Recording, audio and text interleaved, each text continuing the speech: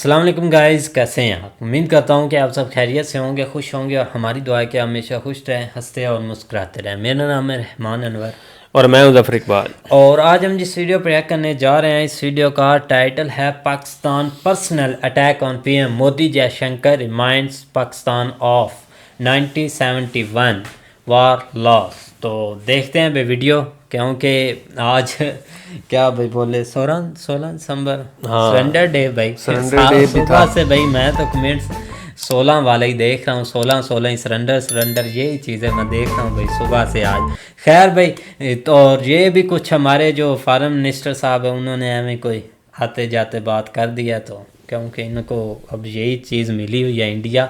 तो खैर इंडिया से अगर वोट बैंक बनता है तो वो भी बना लें भाई, बनना कोई नहीं।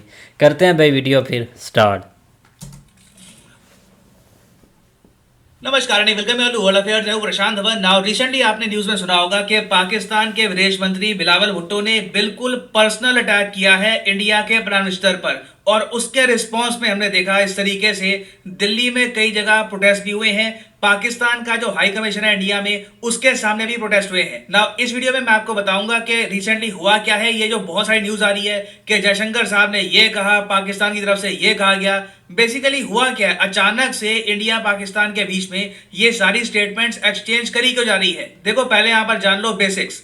आज के समय पाकिस्तान के विदेश मंत्री बिलावल भुट्टो और इंडिया के विदेश मंत्री डॉक्टर एस जयशंकर दोनों हैं यूएसए में। यूएसए में यूएन का सेशन, यूएन के कई डिबेट्स हैं, ये अटेंड कर रहे हैं। और इंडिया के लिए यूएसए में जाना वैसे भी इंपॉर्टेंट था, क्योंकि पहली बात तो इंडिया को G20 समिट के बारे में करने थे डिस्कशन।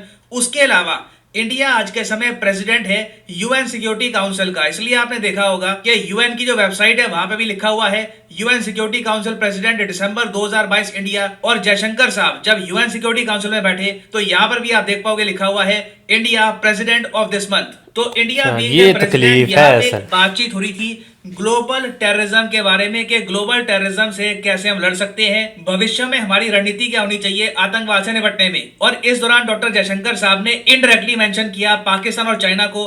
चाइना की आलोचना इसलिए करी क्योंकि चाइना पाकिस्तान बेस्ड जो आतंकवादी संगठन है, जो इंडिविजुअल टेररिस्ट हैं, उनको काफी बार यूएन में बचाता है। और पाकिस्तान की आलोचना इसलिए करी क्योंकि पाकिस्तान आप सब लोग जानते हैं एक एपिसेंटर, मुख्य केंद्र है आतंकवाद का दुनिया भर में। ऑफ कोर्स इसके रिस्पांस में पाकिस्तान की तरफ से भी ये लोग मेंशन कर रहे थे कि इंडिया आतंकवाद फैला रहा है पाकिस्तान में। ये सब पाकिस्तान ने क्लेम किया यूएन में। ऑफ कोर्स किसी ने वो स्टेटमेंट सीरियसली ली नहीं है। उसके बाद पाकिस्तान ने काफी बार कश्मीर का इशू भी रेज किया, मगर जयशंकर साहब जिस तरीके से डोमिनेट कर रहे थे ना पूरा डिबेट, पाकिस्तान को कुछ प्रॉपर रिप्लाई करने की जगह मिल नहीं रही थी। और एक टाइम ऐसा भी आ गया जब जयशंकर साहब ने दिव्य अस्त्र निकाल दिए। मतलब कि पहली बार मैं देख रहा था जयशंकर साहब ने ओपनली यूएन ने मेंशन किया कि ओसामा बिन लादेन अंत में कहां मिला, दुनिया का सबसे बड़ा आतंकवादी एक टाइम का कहां पर छुप के बैठा हुआ था, पाकिस्तान के अबोटाबाद में। यहां पे आप देख पाओगे ये आइकॉनिक फोटो है, ये वो घर है अबोटाबाद में जहां पर ओसामा बिन लादेन दुनिया से छुपकर, यूएसए से छुपकर रहता था कंफर्टेबली। लोग समझते रहे कि किसी गुफा में होगा अफगानिस्तान में, यूएसए के सोल्जर्स अफगानिस्तान में मर रहे थे बिन लादेन को ढूंढने में, मगर वो छुपा हुआ था पाकिस्तान में। और अंत में एक ऑपरेशन के अंडर यूएसए ने पाकिस्तान को बिना बताए लादेन के घर में अटैक किया और उसको मार डाला। और जयशंकर साहब ने यह बात मेंशन भी करी कि एक ऐसा देश जो ओसामा बिन लादेन को होस्ट कर चुका है और जो नेबरिंग कंट्री है मतलब कि इंडिया, उसके पार्लियामेंट पर अटैक भी ऑर्गेनाइज करवा चुका है। यहाँ पे बात कर रहे हैं 2002 के इंडियन पार्लियामेंट अटैक के बारे में। तो ऐसे कंट्री को यूएन सिक्योरिटी काउंसिल में बाकी कंट्रीज को कुछ कहने का हक बनता नहीं है। That certainly applies to state sponsorship of cross-border terrorism. Nor can hosting Osama bin Laden and attacking a neighboring parliament serve as credentials to sermonize before this council. और पाकिस्तान को ये ओसामा बिन लादेन वाली बात हमेशा चुभती है, क्योंकि most recently हमने देखा कि यूएसए में ना पाकिस्तान फिर से कंट्रोवर्सी में आ गया था जब इमरान खान ने पार्लियामेंट में खड़े होकर यह कह दिया कि इनके हिसाब से ओसामा बिन लादेन एक शहीद है। एक हुआ जी, ओसामा बिन लादेन को इन्होंने अमेरिकन ने आके अब्बाटाबाद में मार दिया, शहीद कर दिया। उसके बाद क्या हुआ? तो जो ये ओसामा बिन लादेन वाली बात थी ना, उसके बाद कई पाकिस्तान के जर्नलिस्ट ने भी ना क्लेवरली जयशंकर साहब के सामने ऐसा सवाल पूछा, कि देखिए आतंकवाद हम भी फैला रहे हैं, पर पाकिस्तान भी फैला रहा है, इंडिया भी फैला रहा है, अफगानिस्तान भी फैला रहा है, साउथ एशिया इससे बाहर कैसे निकलेगा। अब इस क्वेश्चन में ऑफ कोर्स उस पाकिस्तानी जर्नलिस्ट ने क्लेवरली इंडिया में भी आरोप लगा दिया आतंकवाद का। तो इंडिया के विदेश मंत्री ने यहाँ पर भी जवाब दिया कि मुझसे सवाल मत पूछो कि आतंकवाद कब रुकेगा, दूसरा जो देश है पाकिस्तान, उसके मंत्री से पूछो कि आतंकवाद वो लोग कब रोकेंगे। How long South Asia is going to see this terrorism and disseminating from New Delhi, Kabul, and Pakistan? How long they are going to be at war? Number one, and secondly, how about the UN Security Council resolutions on Kashmir? Does India abide by it or not? You're asking the wrong minister when you say how long will we do this, because it is the ministers of Pakistan who will tell you how long Pakistan intends to practice terrorism. ना यहाँ तक मैं कहूंगा कि जो भी debate चल रहा था भारत और पाकिस्तान के बीच में, जहां पे काफी बार जर्नलिस्ट भी इन्वॉल्व हो गए, क्योंकि डिबेट के बाद जर्नलिस्ट भी आए। आप यहाँ पर कह लीजिए ना सिर्फ पाकिस्तान की गवर्नमेंट, इनके जर्नलिस्ट, इनका वेरियस और जो एजेंट्स है, सब लोग कोशिश कर रहे थे कि एक ओवरऑल जो मीडिया के सामने डिबेट हो रहा है इंडिया पाकिस्तान का, उसमें पाकिस्तान की पोजीशन स्ट्रांग करे। मगर इंडिया इतना इजीली पाकिस्तान को काउंटर कर रहा था कि एक टाइम पे आकर ना पाकिस्तान को पर्सनल अटैक करने पड़े। और इसको लेकर एक कोट है बहुत ही फेमस, एक बहुत ही महान ग्रीक फिलोसोफर थे सोक्रेटिस, ये गुरु थे अरिस्टोटल के, हिंदी में हम कहते हैं इनको सुकरात। सोक्रेटिस ने कहा था when the debate is lost, जब एक छोटा आदमी हार जाता है, उसके बाद स्लैंडर मतलब कि गाली गलौज करना, अपशब्द इस्तेमाल करना, पर्सनल अटैक करना, ये बन जाता है उसका आखिरी औजार। आपने शायद पर्सनल लाइफ में भी हो सकता है कि एक दो ऐसे लोग देखे हो कहीं पर जो डिबेट हारने पर या फिर जब उनको लग रहा होता है कि वो डिबेट हार रहे हैं तो वो स्लैंडर का यूज करना स्टार्ट कर देते हैं। और पाकिस्तान के केस में भी यही हुआ। पाकिस्तान को जब दिख गया ना कि कहीं से भी इनका जो पॉइंट है कहीं से वैलिड हुआ नहीं है, इंडिया ने Osama bin Laden, Hillary Clinton की जो स्टेटमेंट थी कि जब तक सांप पालोगे अपने बैकयार्ड में वो तुमको ही डसेंगे, और वेरियस और इश्यूज ने पाकिस्तान को इतना घेरा है कि अंत में ना पाकिस्तान के विदेश मंत्री को इस तरीके से अटैक करना पड़ा इंडिया के प्रधानमंत्री को। मैं चाहता हूं ये जो वीडियो है ये आप देखें। I'd like to remind Oh. the foreign minister Yeah. or the Minister for External Affairs of India that Osama bin Laden is dead, but the butcher of Gujarat lives, and he is the Prime Minister of India. He was banned from entering this country until he became Prime Minister. Okay, son. This is the Prime Minister of the RSS and the Foreign Minister of the RSS. What is the RSS? Yeah. The RSS draws its inspiration from Hitler's SS. बहुत सारा एक अजीब सा reply था। इन्होंने कहा कि Osama bin Laden तो मर गया। अब अगेन मर गया, देखो कैसे मरा, वो आपके देश में छुपा हुआ था, उसको यूएसए ने आपको बिना बताए मारा, that is the main issue. तो मगर फिर भी ये कहते हैं ओसामा बिन लादेन मर गया, और फिर ये पर्सनल अटैक करना स्टार्ट कर देते हैं इंडिया के पीएम को, और ये भी कहते हैं कि इंडिया के जो विदेश मंत्री हैं ये भी आरएसएस के हैं। तो हर तरह से बेसिकली इन्होंने अब पर्सनल अटैक करने स्टार्ट कर दिए, कहीं से अपनी जनता को ये मैसेज सेंड करने के लिए कि इन्होंने इंडिया को टारगेट किया था यूएन में। और देखो इंडिया ना इनके रिस्पॉन्स में बहुत कुछ कह सकता था, हमारे पास भी पर्सनल अटैक करने को बहुत कुछ था। हम ये तक कह सकते थे कि जी आज के समय आप जो विदेश मंत्री पीएम बने हो ये आप अपनी आर्मी की वजह से बने हो। जनरल बाजवा जो करप्ट आर्मी चीफ था, $1 बिलियन कमाया करप्शन करके, उसने आप दोनों को बिठाया इमरान खान को रिप्लेस करके। हम आपको मानते ही नहीं पाकिस्तान का विदेश मंत्री या पाकिस्तान का पीएम, बहुत कुछ हम कह सकते थे, बट इंडिया ने यहाँ पर अब किसी को भूल नहीं है किसी चीज की, हर बंदा जानता है। ये स्टेटमेंट जारी करी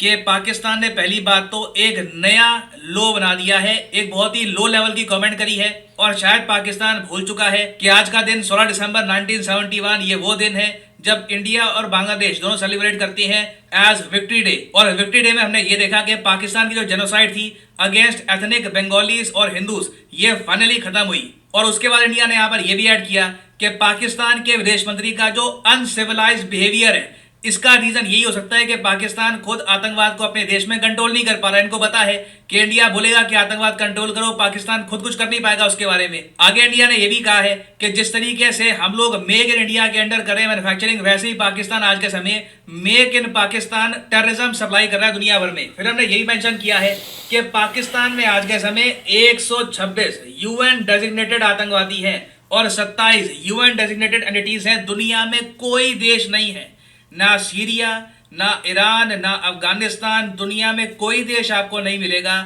जहां पर 126 यूएन डेजिग्नेटेड आतंकवादी आपको मिलेंगे। और ये आतंकवादी काफी बार खुला घूमते हैं, रैलीज में पार्टिसिपेट करते हैं, सरकार इनके खिलाफ कुछ एक्शन नहीं लेती। और आई थिंक कहीं ना कहीं देखिए पाकिस्तान ने ना एक लाइन पकड़ी हुई है कि काफी बार ये लोग इंडिया में जो रूलिंग गवर्नमेंट है इसको कंपेयर करते हैं हिटलर से, नाजी से, जबकि आप हिटलर का जो मेन जो आप उसका आइकॉनिक पॉइंट है वो आप देखोगे ना, वो ये था कि उसने ज्यूज पर बहुत अत्याचार किए थे। हिटलर ने ज्यूज का जेनोसाइड किया था। तो ये एक ऐसा इशू है जो इंडिया कभी रेस करता नहीं है, जो मेरे हिसाब से रेस हमें करना चाहिए विद इजराइल, क्योंकि पाकिस्तान में आज के समय आप अगर देखो तो जो ज्यूइश कम्युनिटी है वो बची ही नहीं है, बिल्कुल 1 या 2 ज्यूज बचे हुए हैं। ये टर्की के मीडिया ने खुद रिपोर्ट किया है कि Pakistani Jews struggle to maintain their community. गिनती का अकेला ज्यू रिसेंटली पाकिस्तान में बचा था, बताया जा रहा है कि ये भी पाकिस्तान से भाग जाएगा बहुत ही जल्द। और इवन आप अगर पाकिस्तान की टेक्स्ट बुक्स देखोगे ना, जो स्कूल में बच्चों को ये किताबें पढ़ाते हैं, उसमें भी आपको हिंदुइज्म के अगेंस्ट नफरत मिलेगी और इवन ज्यूज के अगेंस्ट बहुत सारे अपशब्द वहां पर यूज किए गए हैं। ये मैं नहीं कह रहा, ये पाकिस्तान का जो न्यूज आउटलेट है डॉन, इसने खुद रिपोर्ट किया था आज से कई साल पहले 2011 में कि Pakistan schools teach Hindu hatred. इनकी टेक्स्ट बुक्स में ये सब बातें मिली हुई है। और ये ने बात तो सब कुछ खोल के रिपोर्ट करी जब यूएस गवर्नमेंट की रिपोर्ट आई थी इस गलत पर। और फिर किया बाद में ऑफ कोर्स ने। इंडियन मीडिया ने भी ये जो रिपोर्ट्स है इवेंचुअली कई सालों बाद कवर करी है कि the first lesson in Pakistan schools, Hindus को ये लोग काफिर कहते हैं, ज्यूज को कहते हैं कि ये एनिमीज हैं। तो इन सब पॉइंट्स के साथ कहीं ना कहीं इंडिया को ये भी बात रेज करनी चाहिए कि हिटलर की ideology actually in true sense अगर हम देखें तो पाकिस्तान फॉलो कर रहा है। मगर यहाँ पे मुझे ये भी ऐड करना पड़ेगा कि पाकिस्तान के विदेश मंत्री ने ना जो ये पर्सनल अटैक किए हैं, इसके पीछे एक पॉलिटिकल गेम भी है। 2023 के इलेक्शन आने वाले हैं और पाकिस्तान में देखो पब्लिक का सपोर्ट जीतने का बहुत ही सिंपल फॉर्मूला है। इंडिया के अगेंस्ट स्टेटमेंट्स दो। इमरान खान ने ये कर करके अपनी जो पॉपुलैरिटी है काफी बढ़ा दी थी। इवन आप अगर देखोगे तो पाकिस्तान क्रिकेट बोर्ड के जो चीफ है रमीज राजा, ये भी हर हफ्ते इंडिया के अगेंस्ट स्टेटमेंट दे रहे होते हैं, क्योंकि इनको पता है कि पाकिस्तानी पब्लिक को सबसे ज्यादा यही बात पसंद आती है। तो जैसे जैसे 2023 के इलेक्शन आएंगे आप देखोगे कि ये तीनों नेता, इमरान खान, शहबाज शरीफ, भुट्टो, ये तीनों लोग Indian politicians, Indian prime minister, India as a country, तीनों को ही करेंगे टारगेट। मगर हमारे लिए इंपॉर्टेंट ये है कि जब पाकिस्तान ऐसी स्टेटमेंट यूएन में दे तब हम कैटेगोरिकली इसका रिस्पॉन्स भी करें। और अगर आप सोच रहे हैं कि इन लोगों के पास और कोई टॉपिक नहीं है, महंगाई, ग्रोथ वगैरह नहीं, कुछ नहीं है, ना यहाँ पर जॉब्स है पाकिस्तान में, इन्फ्लेशन के हिसाब से आप अगर देखो तो पाकिस्तान रिसेंटली एंटर कर चुका है 20 वर्स्ट कंट्रीज में जहां पर इन्फ्लेशन आपको सबसे ज्यादा मिलेगी। नंबर 1 पे ऑफ कोर्स जिम्बाब्वे है, यहाँ पे 269% इन्फ्लेशन। टर्की भी आप अगर देखोगे नंबर 7 पे आपको मिलेगा 85% इन्फ्लेशन के साथ। और पाकिस्तान आपको मिलेगा 19वें स्पॉट पे विद 23.84% इन्फ्लेशन। तो जहां पर इन्फ्लेशन इतनी हाई हो, इन दी एंड ये लोग यही काम करेंगे, they will keep on targeting India to gain political mileage. और फाइनली यहाँ पर मैं ये भी ऐड कर दूं कि आप किसी भी एग्जाम की तैयारी कर रहे हैं, चाहे SSC, UPSC, bank, any examination, comment section में जाइए, यहाँ पे आपको मिलेगी list. For example let's say आप प्रिपेयर कर रहे हैं फॉर यूपीएससी, क्लिक करिए यूपीएससी के लिंक पर और यहाँ पे आप परचेज कर पाएंगे अनअकैडमी का यूपीएससी कोर्स। सिंपली यहाँ पे आपको क्लिक करना है प्लस पर और यहाँ पे जो भी प्राइसेस लिखे हैं ये पे करने की जरूरत नहीं है। सिंपली यहाँ पे आपको कोड यूज करना है PD10 और अपने आप प्राइसेस गिरना यहाँ पर स्टार्ट हो जाएंगे। You will be able to save a lot of money, so use the code PD10 and start saving money. So इसी नोट के साथ यह वीडियो का अंत। Thank you for listening and as always God bless you all.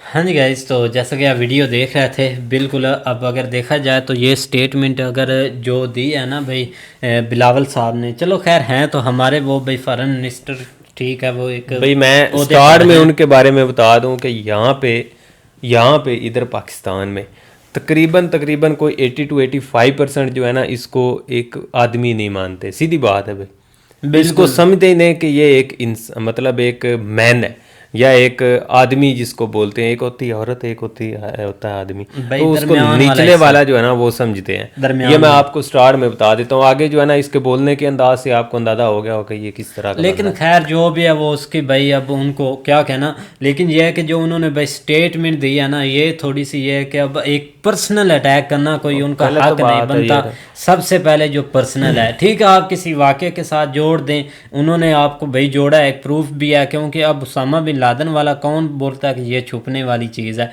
कोई भी नहीं इस चीज़ को भाई छुपा सकता, कोई भी नहीं छुपा सकता इस चीज़ को कि जो भाई उसामा बिन लादेन को यहाँ आकर मारे हैं, आपको पता नहीं, हमारी मिलिट्री को पता नहीं, हमारी फोर्सेस को, हमारी इंटेलिजेंस को, सबको, किसी को भाई पता ही नहीं इस चीज़ का कि यहाँ पर रेड हो रही है भाई, रेड हो रही है। अमेरिका से आ रहे हैं हेलीकॉप्टर, या जहाँ से भी आ रहे हैं, हर चीज़ आ रही है यहाँ पर आके उन्होंने भाई बिल्कुल, रेड बस आप करनी है। एक आप कुछ चीज़ें हैं उनको फेस करें, आपको सारी ज़िंदगी ये चीज़ें फेस करनी है। बिल्कुल भाई, वो तो एक पर्सनल आप, चीज़ है हाँ उनकी भाई। बिल्कुल, पीएम मोदी की, वो चाहे जो भी करें, उनका अपना मुल्क है, वो इंडिया में बैठे हों, वहाँ के प्राइम मिनिस्टर अगर वो ऐसे होते तो क्या वो भाई दूसरी बार प्राइम मिनिस्टर बनते? कभी भी नहीं। अब आप यहाँ पर देख लें भाई, आपके तो वो 10 साल में 2 हैं, वही है ना 10 साल में इंडिया में, तो इधर 10 साल में कितने बदले हैं? 4-5 तो बदले होंगे। ये भी तो यहाँ पर होता है ना, हर 3 साल बाद नहीं, बंदा कंपेयरिंग ही नहीं बनती वो। बिल्कुल उन्होंने जो है ना वो सकरात की सही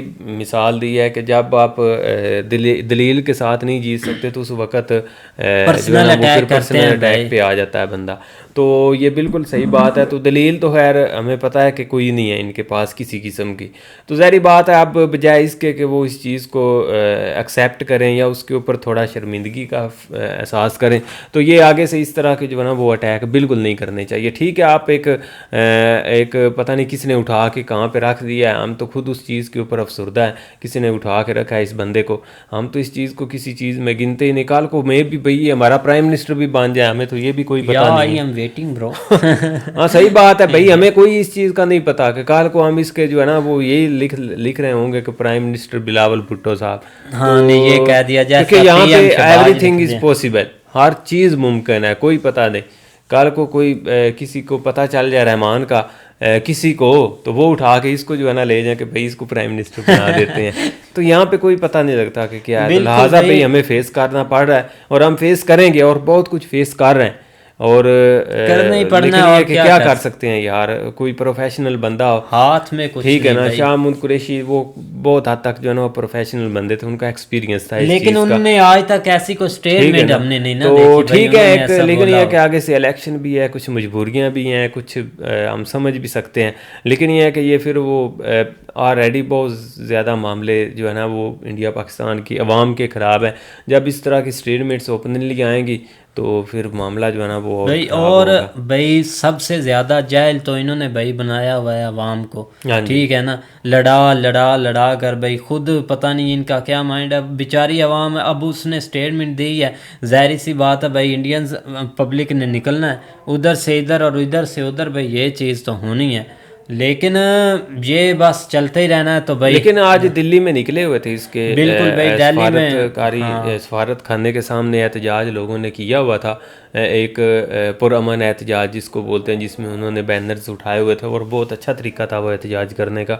लेकिन ये कि गलत चीज़, हम तो भाई इस चीज़ को नहीं मानते, इस तरह नहीं करना चाहिए, गलत है। ठीक है, आप एक आपके पास एक राइट है, आप उसको इस्तेमाल करें जो है आपके पास। असल में मसला ये है ना कि इनके पास कोई मुद्दा है नहीं, मुद्दा होगा तो कुछ ना कुछ करें। अभी मेडिसिन है वो बंद हो रही हैं इंडिया की तरफ से, तो ज़ाहिर बात है इनको क्या लगे। अब ये है ना कि भाई अब उन्होंने ये स्टेटमेंट दिया, वहाँ से वो मेडिसिन बंद कर दें, इनके क्या कर रहे हैं, पैसों की वजह से बंद हो, तो उन्होंने हर चीज़ बंद करनी है। इन्होंने भाई पहले अपना थोड़ा नुकसान हुआ, कतर वाली जो एयरलाइन है उससे हटकर भाई ये जो गूगल को देने थे इतने पैसे वो इन्होंने नहीं दिया, वो लेकिन ये इनके रंडे रोने हैं, छोड़ो यार बस, ठीक है उसने पता नहीं ये, लेकिन ये क्या अब आज भाई छा गए हैं भाई डॉक्टर एस जयशंकर साहब। सही उन्होंने किया है, उन्होंने कहा भाई जी अपने फॉरेन मिनिस्टर से जाके पूछे सवाल जो पूछने वाला है। बिल्कुल, मेरा तो उस सवाल के साथ तल्लक ही नहीं है, तो ये एक अच्छा रिस्पॉन्स था अगर कोई फील करे तो। बिल्कुल भाई, तो उम्मीद करते हैं कि गाइस आपको वीडियो पसंद आएगी। अगर पसंद आए तो लाइक सब्सक्राइब ज़रूर कीजिएगा और वीडियो पे अपनी राय का इज़हार ज़रूर कीजिएगा।